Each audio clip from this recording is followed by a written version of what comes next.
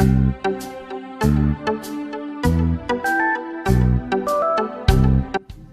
semuanya, perkenalkan nama saya Gabriel Rianto Aritonang. NIM saya 1919-1040-1071. Saya berasal dari program studi Teknik Kimia, Fakultas Teknik Universitas Jember. Nah, di sini saya akan membuat suatu video yang menjelaskan tentang proses pemutihan atau bleaching proses yang menggunakan mesin pemutih. Nah, di sini saya membuat video ini dalam rangka memenuhi persyaratan atau tugas yang diberikan dalam rangka ujian akhir semester 3 dengan mata kuliah proses industri kimia dan dengan dosen pengampu Ibu Ari Susanti. Enjoy the video. Ya, dimana tadi sudah saya katakan kalau misalnya saya mau menjelaskan tentang suatu alat di industri pulp and paper. Jadi di sini alat yang saya pilih adalah bleaching machine atau mesin pemutih.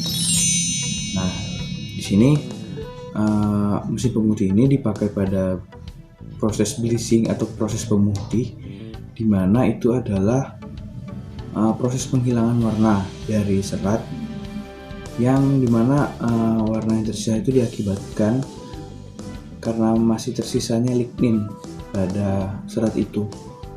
Nah, kita menghilangkannya itu menggunakan bahan kimia. Nah, kenapa kok bisa tersisa lignin pada serat itu? Karena pada proses pulping itu tidak 100% menghilangkan ligninnya, sehingga lignin itu masih tersisa dengan warna pada serat itu berbeda-beda tergantung jenis kayu yang dipakai. Nah, selanjutnya proses ini bertujuan untuk meningkatkan derajat putih dari pulp dengan cara menghilangkan kromofor yang menyerap sinar matahari. Nah, menyerap sinar matahari ataupun sinar-sinar lain dalam pulp yang belum diputihkan, terutama gugus fungsional lignin yang telah diubah. Selain itu, tujuannya adalah membersihkan pulp dari sisa-sisa kotoran dari ekstraktif ataupun zat-zat yang mengakibatkan serat itu atau pulp menjadi kotor. Nah, pada proses pemutihan ini biasanya menggunakan oxidizing agent atau reducing agent, di mana ini dapat menghilangkan atau memecah senyawa kromofom aromatik. Nah, oksidan yang digunakan itu biasanya senyawa klorin,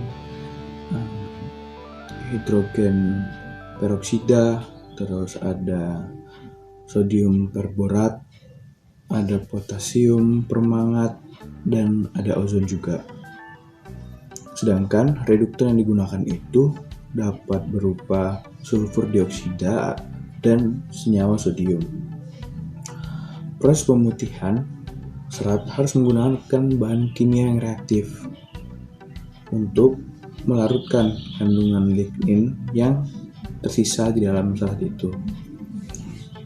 Nah, ini ditujukan agar diperoleh derajat putih yang tinggi. Namun perlu diingat kalau misalnya senyawa kimia ini akan menyebabkan pencemaran lingkungan yang berbahaya, sehingga dalam pemakaiannya harus berhati-hati. Dan juga selanjutnya, proses pemutihan ini dilakukan beberapa tahap atau multitahap. Jadi ini dilakukan agar derajat putih itu yang bisa mencapai sangat tinggi dan stabil. Hal ini, proses multitahap ini dilakukan dengan cara menambahkan beberapa bahan kimia pemutih atau pemurni dalam beberapa tahap yang dipisahkan dengan perlakuan pencucian dengan air ataupun alkali. Dalam proses ini itu kotoran dalam serat dikeluarkan sedikit demi sedikit tanpa menyebabkan kerusakan yang serius pada pulp atau serat tersebut. Ya, selanjutnya yang akan saya jelaskan adalah pada proses ini itu terdapat dua reaksi yang terjadi. Nah, yang pertama itu reaksi elektrofilik. Nah, reaksi elektrofilik ini merupakan suatu reaksi yang memang bertujuan untuk mendegradasi sisa lignin pada pulp. Reaksi ini diawali dengan pembentukan ion-ion radikal. Nah, di mana tipe radikal ini menyerang struktur fenolik dan olefinik. Reaksi elektrofilik awal menyerang melalui tipe radikal atau kation yang mengakibatkan pembentukan langsung sesuai dengan produk pengganti atau pembentukan pusat untuk reaksi yang selanjutnya dengan tipe anion. Nah, reaksi yang kedua itu adalah reaksi nukleofilik, merupakan reaksi pembantu atau pelengkap untuk mendegradasi sisa lignin, terus juga menghilangkan warna pulp tanpa merusak ligninnya di dalam proses pemutihan yang menahan lignin. Terus juga perubahan struktur enon, misalnya pada gugus kuinon menjadi struktur yang tidak berwarna, dapat dilakukan melalui penambahan nukleofil. Hal selanjutnya yang akan saya jelaskan adalah faktor-faktor yang menentukan proses pemutihan. Ada beberapa faktor yang menentukan proses pemutihan ini. Yang pertama adalah konsentrasi. Reaksi dapat ditingkatkan dengan memperbesar konsentrasi bahan pemutih. Penggunaan bahan pemutih yang berlebih tidak akan meningkatkan derajat kecerahan, karena derajat kecerahan itu atau derajat putih yang dicapai telah maksimal. Konsentrasi hidrogen peroksida yang dipakai untuk proses pemutihan antara 1% sampai 10%. Terus yang kedua adalah waktu reaksi. Pada umumnya, perlakuan bahan kimia pemutih itu akan menjadi lebih reaktif dengan memperpanjang waktu reaksinya. Namun, waktu reaksi yang terlalu lama juga akan merusak rantai selulosa dan hemiselulosa pada serat tersebut. Nah, faktor yang ketiga adalah suhu. Peningkatan suhu dapat menyebabkan peningkatan kecepatan reaksi pada reaksi pemutihan. Pemilihan suhu ditentukan pada penggunaan bahan kimia pemutih. Suhu pemutihan biasanya berkisar pada 40-100 derajat Celcius. Nah, faktor yang selanjutnya adalah pH. pH memiliki pengaruh yang sangat penting terhadap proses pemutihan ini.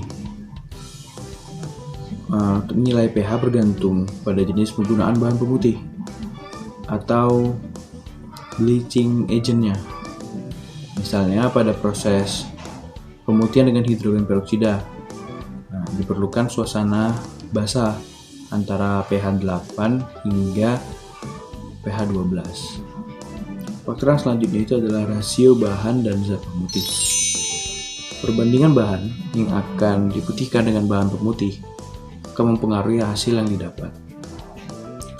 Semakin kecil perbandingan atau rasio bahan yang akan diputihkan dengan bahan pemutih, maka akan meningkatkan reaksi pemutihan. Tetapi dengan rasio yang semakin kecil akan mengurangi efisiensi penggunaan zat pemutih. Pada proses pemutihan, umumnya dipakai rasio bahan dengan zat pemutihnya antara 8:1 hingga 20:1. Kelima faktor yang sudah saya sebutkan tadi itu berpengaruh terhadap kualitas produk serat yang dihasilkan, seperti kecerahannya, kuat tariknya, kelunakannya, maupun daya molor. Proses pemutihan digunakan untuk menghilangkan komponen berwarna atau mengubahnya menjadi zat yang tidak berwarna. Ikatan angka 2 terkonjugasi dalam gugus kromofor menyebabkan penyerapan sinar pada panjang gelombang cahaya sehingga menimbulkan warna. Komponen lignin pada serat selulosa berperan dalam menghasilkan warna tersebut, yang dimana itulah tujuan yang awal tadi saya sebutkan, untuk menghilangkan komponen lignin yang masih tersisa dari proses pulping sebelumnya, sehingga tingkat derajat putih menjadi tinggi dan stabil.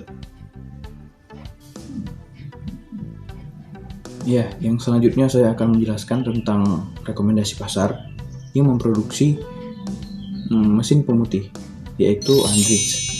Andritz ini merupakan salah satu pemimpin pasar untuk pabrik pemutih dengan konsistensi yang tinggi, menawarkan sistem pemutihan yang optimal untuk kebutuhan yang spesifik, dari tahap peroksida sederhana hingga sistem 3 tahap untuk kecerahan yang di atas 85%. Peralatan waktu retensi yang merata. Menara pemutih untuk pada Andritz ini memberikan kecerahan yang seragam karena waktu retensi yang akurat dan terkontrol. Terus juga benefitnya atau manfaat daripada sistem pemutihan di Andritz ini adalah pengeringan terbaik dengan konsistensi yang tinggi adalah kunci pemutihan. Terus kecerahan yang tertinggi untuk kertas berkualitas tinggi. Selanjutnya, konsumsi bahan kimia terendah dengan konsistensi yang tinggi. Lalu kehilangan hasil minimum dan generasi COD. Selanjutnya, mempertahankan sifat serat optik. Lalu, membersihkan pulp kertas ke kertas. Dan yang terakhir, operasi yang fleksibel, beban parsial dan kontrol kecerahannya. Lalu yang selanjutnya dan yang paling terakhir adalah pengalaman dari lebih dari 140 jalur pemutihan. Sekian penjelasan dari saya tentang mesin pemutih, spesifikasi, dan berbagai macam hal di dalam proses pemutih. Terima kasih atas perhatian dari teman-teman sekalian. Saya ucapkan terima kasih. Selamat pagi, selamat sore, maupun selamat malam untuk kita semua.